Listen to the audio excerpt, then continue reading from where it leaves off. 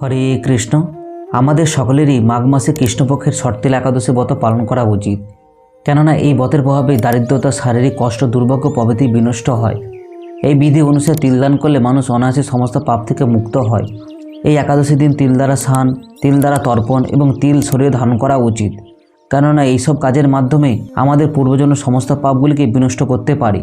এই মাঘ মাসে কৃষ্ণপক্ষের শর্তেল একাদশী ব্রতটি আমাদের পালন করতে হবে বাংলায় মাঘ মাসের 11 তারিখে এবং ইংরেজিতে 25শে জানুয়ারি শনিবার দিন। এবং এই একাদশীর পালনভঙ্গের দিন হলো ঠিক তার পরের দিন বাংলায় মাঘ মাসের 12 তারিখে এবং ইংরেজিতে 26শে জানুয়ারি রবিবার দিন। ভারতবর্ষে এই একাদশীর পালনভঙ্গের সময় হলো সকাল 6টা 18 থেকে সকাল 9টা 58-এর মধ্যে, এবং বাংলাদেশে এই একাদশীর পালনভঙ্গের সময় হলো সকাল 6টা 38 থেকে সকাল 10টা 15-এর মধ্যে। এবং এই একাদশীর ব্রত মাহাত্ম্যের সম্পর্কে আমি একটি আগে থেকে ভিডিও তৈরি করে রেখেছি। ভিডিওটির লিঙ্ক রিলেটিভ লিঙ্কে দেওয়া হয়েছে, ভিডিওটি ক্লিক করে দেখে নিন।